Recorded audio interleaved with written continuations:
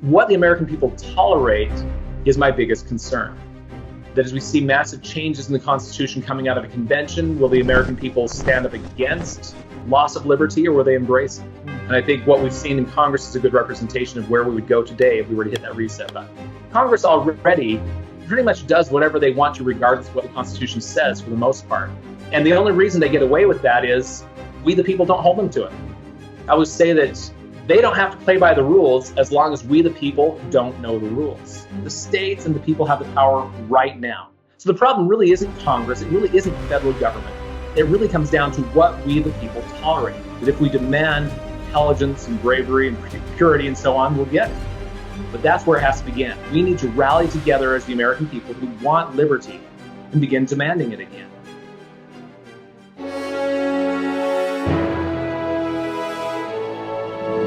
Hey, welcome back, everyone. Now, we recently did an interview with Mark Meckler, one of the main guys behind the Convention of States. This is using Article 5 of the U.S. Constitution to amend the Constitution.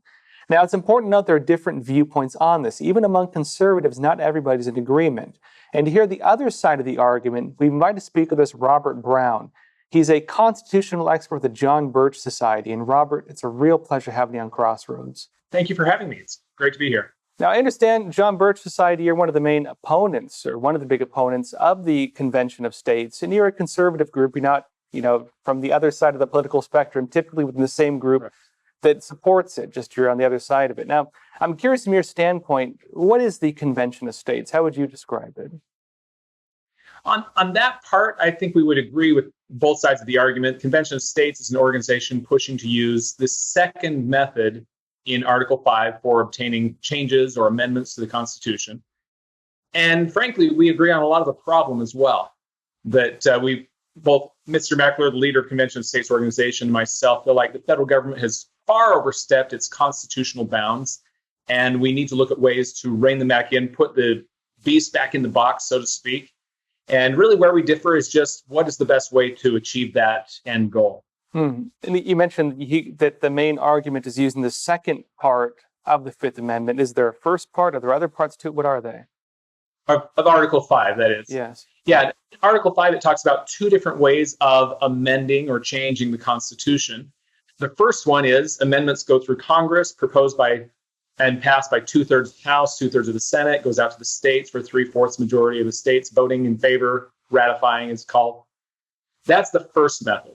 The second method is when 2/3 of the state legislatures apply for a convention, then Congress calls a convention for proposing amendments. And then again, as Article 5 dictates, it would go out to the states, and with 3/4 of the states ratifying, becomes part of the Constitution. So the second method has never been used before. We've been well over 200 years under the current Constitution, and it has been brought up a number of times throughout our nation's history.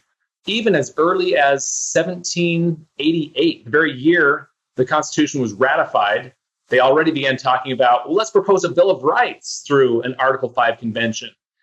And that's where the first pushback against an Article 5 convention began, namely James Madison in particular, who spoke against, he started initially against a Bill of Rights altogether, felt it was unnecessary. He eventually got on board with that, but strongly pushed against achieving the Bill of Rights through an Article 5 convention, saying it was a more dangerous mode than Congress. He, in fact, letter to George Turberville, November 2nd, 1788, he says he would tremble at the results of a convention. In the present temper of America, and 2 months later, he wrote a similar letter saying in the present ferment of parties, that because of the real opposition in political views at the time, there was so much argument, so much really strong hatred for each other on different sides of the aisle. They felt it was a very dangerous time to be opening up to a convention. In fact, he mentions having witnessed the difficulties and dangers of the first convention, that being the 1787 convention where our Constitution was written, I would tremble for the result of a second. So that's really the origins of the opposition to an Article 5 convention. It comes from Madison himself. Kind of interesting history there. Now, on the Convention of States, you mentioned that you kind of see the same problems, but you don't think that the model of using it to amend the Constitution is a good model. Why not? What is the argument against it? What would you say? Now, the argument could be given for probably the next 2 or 3 hours. I know we don't have that much time. But a number of different reasons. Number one, just a simple litmus test. If in today's political environment, we were to pull up the anchor of the US Constitution and drift to the center of political thought today, do you feel like that would move us closer to the views of Marx or Madison? And obviously, our nation has moved far more towards the socialist mentality than we were in 1787 when the Constitution was originally written. And that's one of the things we see. Anytime we see a Constitution being drafted, it tends to reflect the political views of that time. I came from Montana. I lived there for about the last decade. And in 72, they created a new Constitution right during the height of the hippie era. And it's often referred to as the hippie Constitution because of it. In the same way today, I think we'd see a lot more socialism injected into the Constitution than 1787 produced. Now, I know proponents of it, they argue that, they can propose amendments, but they're saying that you can't undo current rights within the Constitution. Is this accurate? What do you think on this? It's really not. And one of the things they use to make that claim is the convention can only talk about the things that we authorize them to talk about. If we have applied for a balanced budget amendment convention, then the convention can only talk about a balanced budget amendment. That's the argument they're making. Of course, they would say if we applied for a convention for changing or repealing the Second Amendment, then they could talk about that. Even they would agree with that if it were a point. But the problem is historical precedent does say otherwise. And this is probably the number one most important argument between the two sides, is what does the historical precedent say? The 1787 convention, where our Constitution was written, is really the only national Constitution amending convention we've ever had. And that's what we're talking about here as well. And in that case, we had the existing Constitution was the Articles of Confederation.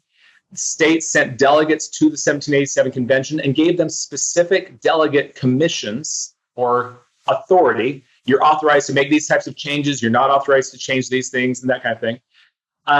And in that situation, again, kind of showing both sides of the argument here, Mark Meckler, Convention of States, organizations like that will repeatedly claim those convention delegates were given full authority to make any changes they felt were necessary to the Articles of Confederation. Now, if that were true, do you think the delegates would have known that? And the reason I say that is because as you look through Madison's notes from the Federal Convention, you see this issue came up repeatedly throughout the convention. Do we actually have the authority to be creating a new constitution instead of just amending the Articles of Confederation? And of course, as is typical in any heated political issue, there were two sides of the argument. The first side said things like, we really don't have the authority and we should not proceed with changing the Constitution this drastically without first going back to the states and getting further authority. That was the argument of William Patterson, Charles Pinckney, Eldridge Gerry, John Lansing. The other side of the argument was not what Mr. Meckler says. They have full authority. The other side of the argument, represented by people like Edmund Randolph, Alexander Hamilton, even James Madison, was, you're right, we really don't have the authorization to be doing this, but we need to do it anyway. This is an urgent need of our nation, or the very future of our nation is at stake. We must proceed. Nobody stood up in the 1787 convention and claimed, look at our commissions, we're fully authorized to make any changes we feel necessary. That's Meckler's argument. That's a modern historical revisionism type argument, but it does not exist in 1787. In fact, one of the challenges that I repeatedly put out to the other side, they never want to answer this. Show me the delegate. Show me the delegate who made that claim, who says we had full authority. Instead, what they did was, and this comes directly from James Madison, I'm going to read it to you directly. It said the people were in fact the fountain of all power, and by resorting to them, all difficulties were got over. They could alter constitutions as they pleased. What he's saying is, yeah, we didn't have the authority from our state legislatures to make these massive sweeping changes. So we're going to appeal to the higher power, the people themselves. By changing the ratification process, we're going to let the people voice whether or not they support the changes we've made. In fact, probably one of the most important and clearest statements of what really happened then comes from James Wilson. During the ratification debates in the various states, should we adopt this new constitution or not? This issue came up again. Did you guys even have the authority to be proposing such drastic changes? And James Wilson, defending their actions, says this: the Federal Convention did not act at all upon the powers given them by the states, but they proceeded upon original principles, referring to, and Madison cites this as well, the Declaration of Independence, the right of the people to alter or abolish their government. So they ignored the delegate limitations they were given from their states. Now, does history ever repeat itself? That's generally our best guide for the future, isn't it? As we look to this history, the delegates were given limitations of power. They ignored them. They overstepped them. They were also given a constitutionally defined ratification process. They threw it out, retroactively created a much lower bar. If those two bits of history repeat themselves in a modern convention today, then everything that the Convention of States is telling and promising our state legislators turns out to be false. Oh, sure, you can control the convention, that you can only talk about the balanced budget amendment, the term limits, or whatever you're proposing. Totally false if we follow what history happened previously. Yeah, this is very interesting because I can see a lot of people being concerned about this. And it's been a question some of my own viewers have asked, basically, which is that we already see politicians violating the Constitution. We already see laws violating the Constitution. If they open up the books to allow a convention like this, what's to stop them from throwing out the rules again and using it however they want? And you're suggesting that this was actually what happened previously. Is this accurate? Absolutely, absolutely. This is one of my biggest challenges that they never want to answer, is just prove me wrong here. I have over a dozen of the founders who all agree the 1787 convention overstepped their state powers and created new powers. In fact, they set a precedent that, again, by appealing to the power of the people, the precedent they set was these types of conventions represent not the states, not the legislatures, but they represent the people themselves. And as such, their power cannot be limited. Now, we've seen that same precedent upheld repeatedly in state conventions ever since. I mentioned the Montana one, for example. As states have had conventions for revising or changing their state constitutions, they have repeatedly sided with that same precedent, that the convention does not represent the state legislature, and the legislature can't limit their authority. In fact, if you look to the law journal that's called Corpus Juris Secundum, that's a collection of various Supreme Court rulings from the states all across the country. And we've seen consistently the same thing. I'm just going to read this a little bit to you here. It says, the members of a constitutional convention are the direct representatives of the people. And as such, their power may not in any respect be limited or restrained by the legislatures. So we've seen throughout our history, ever since 1787, as state conventions happen for amending their constitutions, state legislators have repeatedly tried to restrain their authority and failed. Courts repeatedly side with the convention. You can do whatever you want. It's up to the people whether or not they approve what you do. And ultimately, that's what my biggest concern is today. The convention could be called for any purpose, even ones that I support. I'd support a repeal of the 16th Amendment or 17th Amendment. But even then, the convention can do whatever it wants to propose and put it out to the people themselves to ratify. We've seen that very proposal by some of the liberals, for example, that we should get rid of the Article 5 ratification process, just like in 1787, they got rid of their constitutional ratification process. But in this case, they're saying we should put it out to a vote of the American people, popular vote, which you know how well that works in the recent presidential election.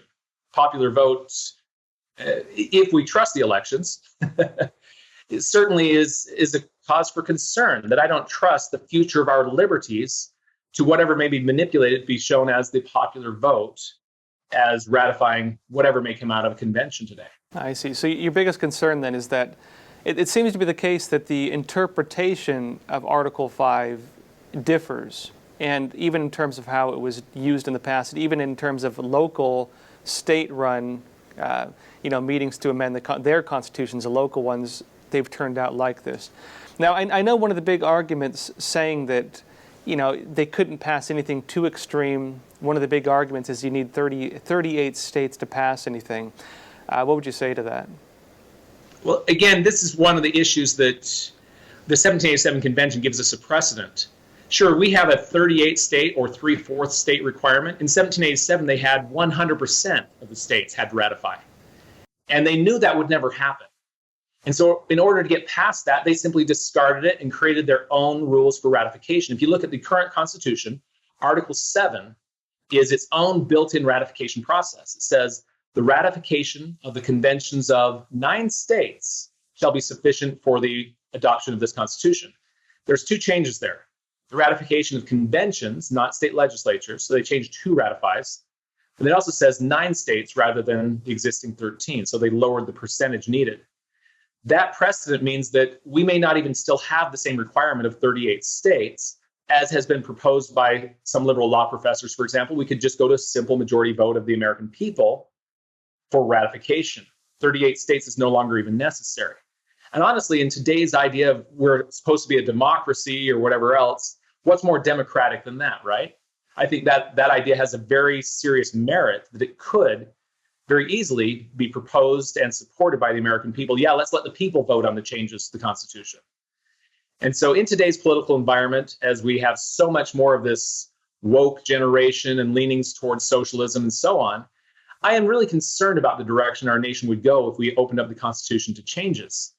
In fact, I really feel like, I'm going to give you a quote from President James Garfield. This is one of my favorite. He says that now more than ever before, the people are responsible for the character of their Congress. If that body be ignorant, reckless, and corrupt, it's because the people tolerate ignorance, recklessness, and corruption. If that body be intelligent, brave, and pure, it's because the people demand these high qualities to represent them in the national legislature. To me, that's a litmus test. Where are we today as a nation? Do we demand ignorance, recklessness, or tolerate ignorance, recklessness, and corruption? How's Congress doing today? I think that describes them pretty well. And so what the American people tolerate is my biggest concern. That as we see massive changes in the Constitution coming out of a convention, will the American people stand up against loss of liberty, or will they embrace it? And I think what we've seen in Congress is a good representation of where we would go today if we were to hit that reset button. Now, that's another point with this that I've heard is that, well, Congress can already oppose or can already create amendments. And so what's to stop them from already doing what they want to do? And isn't it good to give the people of the United States the power as well to engage in that? What would you say to that argument? Yeah. And really, there is a strong similarity there. Congress is essentially, they often refer to as a sitting constitutional convention themselves. Madison differentiated between them. Again, as I mentioned, as he was putting out his opposition to an Article 5 convention, he said that in his view, the convention would feel much greater latitude in making sweeping changes to the Constitution than Congress would, which is why he said Congress is the safer mode. Congress already pretty much does whatever they want to, regardless of what the Constitution says for the most part. And the only reason they get away with that is we, the people, don't hold them to it. I would say that they don't have to play by the rules as long as we, the people, don't know the rules.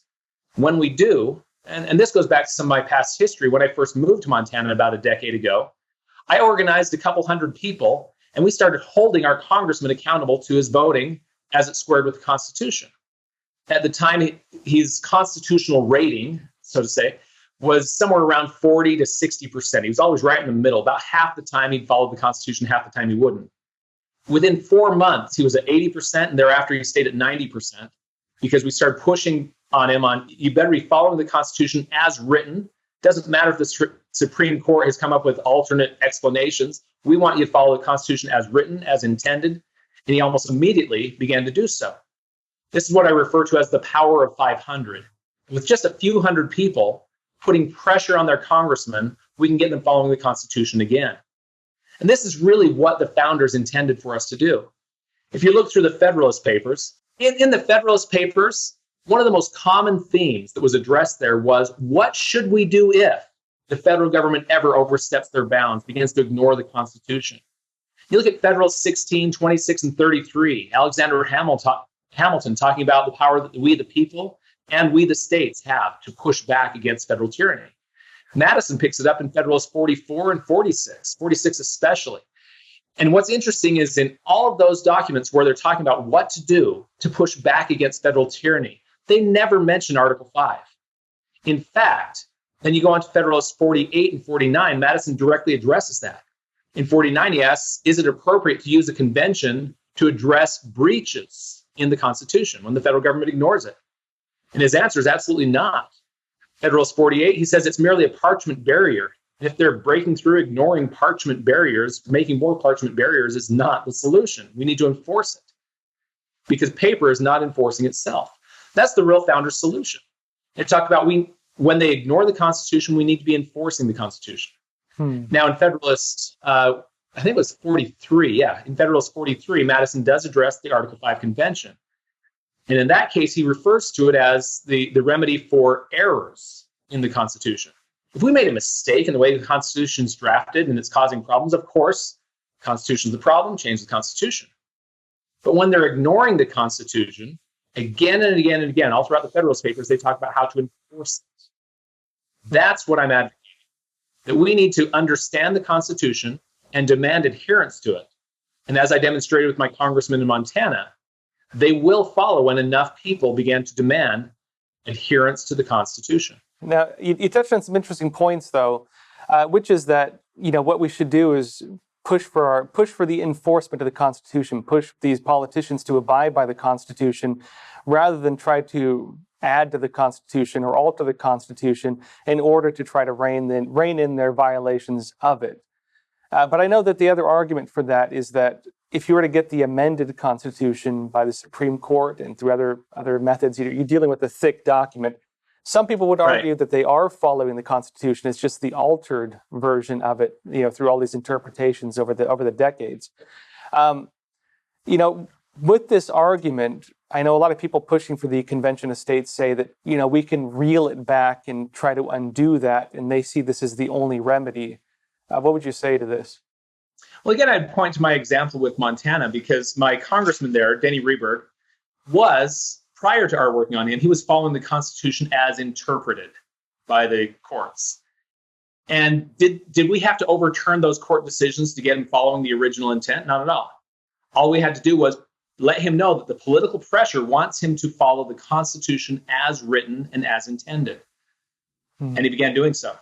If you were to get even, say 20 or 30 of members of the House begin to push for, hey, we need to be following the Constitution as written, the courts were never given the authority over the Constitution. They were never given the authority to redefine or technically amend the Constitution themselves. And so we don't have to abide by that. In fact, Alexander Hamilton, I think this was in Federalist 83, I'm guessing on this one. Forgive me if I'm off, but it's close. And on that one, he talks about how the courts have neither force nor will. They can just issue opinion. They don't have any real power, and therefore they're the least to be worried about among the federal branches. Today, they're viewed as probably the most powerful. Whatever they say, we bow down and worship almost. And yet the original intent was the courts simply issue opinion. And if the president, the executive branch, wants to go along with that, that's great. If Congress does, that's great. But if they push back against it, they have the power to do so. This was checks and balances that we've long forgotten. The states also have the check to push back. The idea of nullification is often really dismissed by those promoting a convention. And yet Madison, Hamilton, Jefferson, in fact, Hamilton and Madison didn't tend to agree on very many things. But the idea of nullification was one that they really both did, which to me is a little surprising considering Hamilton was such an advocate of big government. He was the one in the convention who, when they hadn't finished drafting the Constitution, he's like, wouldn't it just be easier if we adopted the British form of government and had our own king? He even suggested George Washington could be king, and that offended Washington deeply. So Hamilton, the big government advocate among all the founding fathers, he even advocated for the states refusing to cooperate with the officers of the Union, to not act, to not implement unconstitutional federal law. It was a very simple way that the states could stand up. Madison suggested going even a step further and putting together obstacles for the implementation of unconstitutional law, that found in Federalist 46. The idea that the states are powerless is totally wrong. The states already have plenty of power and have used it hundreds of times to push back against unconstitutional federal law, whether it be on cannabis and marijuana, or whether it be the Real ID Act of 2005. Hundreds of times in our nation's history, the states have simply said, no, we're not going along with this, and they've stopped the federal government's actions. It's been used hundreds of times. Article 5 has never been used, technically, as far as the convention mode. It has no track record of any success other than, well, it did pressure Congress into passing the 17th Amendment, which I wouldn't really consider a good thing. But on the other hand, nullification is just one of many tools in our quiver. We didn't use nullification to get my congressman back on track. We used public pressure. We didn't have to wait to the next election. Within 4 months, he was voting very differently than he ever had in his entire career as a congressman. There are many different tools that they talk about. If you want to dig into that deeper, I recommend starting with Federalist 46. Madison gives a long list of the powers that the states and the people have. Never once mentioning Article 5, again, notably. But the one thing I want to make sure we cover before we conclude here is that for the last year and a half, I have been issuing a challenge to Mark Meckler, founder of Convention of States. Debate me in public. I have an abundance of evidence that directly refutes most of his claims that he's making. And repeatedly, he's flatly refused to ever do any kind of a public debate with me. This actually began in Boise a year and a half ago, where he's in context of saying, I'll debate anyone, I'll talk to anybody about this issue. And someone raises their hand and says, will you debate Robert Brown? Absolutely not. Will you debate Sean Meehan, a friend of mine with regard to the Constitution? Absolutely not. They're liars. I won't go on the same stage as liars. Okay, well, if I were actually lying, I think he would jump at the chance to prove me a liar because I'm stopping him from getting his application passed in a number of states. This would be a great opportunity. I, on the other hand, feel like he doesn't have a leg to stand on, and I would jump at the chance to expose that to the public in a public debate. So again, I'm going to publicly issue that challenge. Mark Meckler, I'm still awaiting the day where you will debate me in a public setting. Let's have a Lincoln Douglas style debate. I believe that when all the evidence is laid on the table, we win. Because so much of what they're saying cannot be backed by facts of history and legal precedent. The Article 5 Convention is being promoted on false ideas. I guess just last question here. I think a lot of the concerns people have right now, and why I think a lot of people are getting behind it, is because they see the way the government is going right now. The federal government is heading towards a very extreme socialist system. And, one of the concerns is, yes, it could be the amendments to the Constitution could lead us in that way, but aren't we heading that way anyways? That's one of the concerns. And with this as well, they say with things like H.R. 1, with other things being pushed, what powers do we have to ever get someone elected again if they push these things through and people don't believe in the foundations of our system anymore? That the actions being taken are so extreme that even risking a convention of states may be worth the risk to prevent this agenda from moving forward. For people who have this concern, what would you tell them? What else can be done also? Well, in that light, it really gives a feeling of there's a sense of urgency here. We've got to get something done. We've got to do it soon. And if we look at the timetable, Convention of States is the example again. They've been around for 7 years. They've gotten less than halfway to the 34 states mark.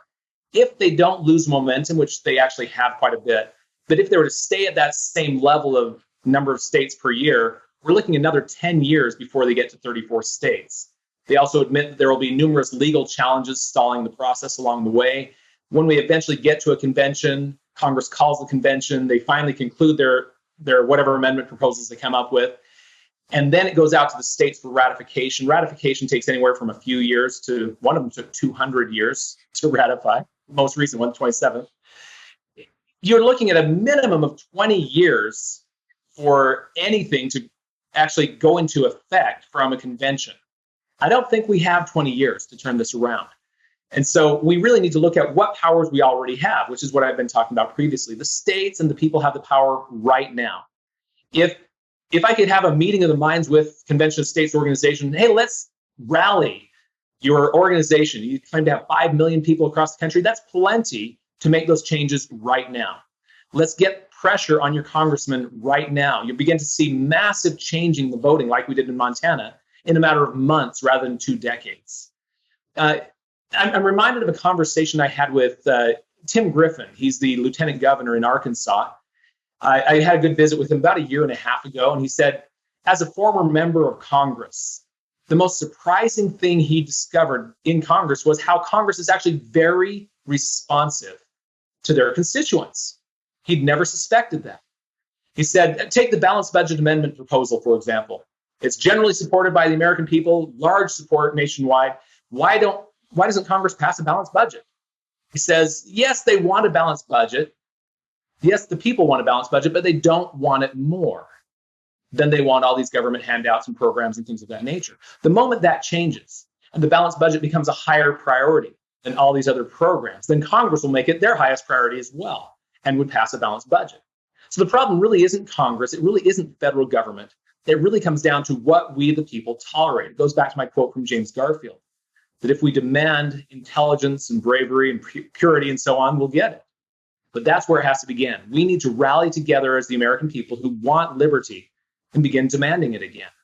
That's where the real failing is. Hey, Robert Brown, real pleasure to have you on Crossroads. Hey, thank you for having me.